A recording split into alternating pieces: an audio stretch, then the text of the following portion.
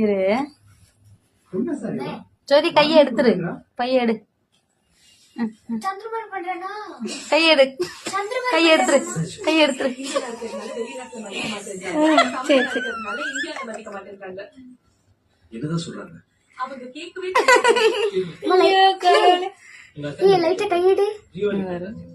கையை எடுத்துரு ஜோதி, உனக்கு அப்படி தூங்கணுமா? கையெடு.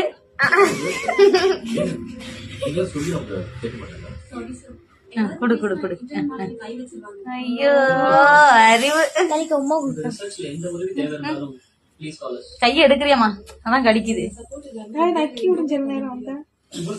கைய பைய எடு, மெல்ல எடு, வெளியில எடு, எடு, மேல கூடி எடு. கைய புறங்கிட்டு இருப்பானே.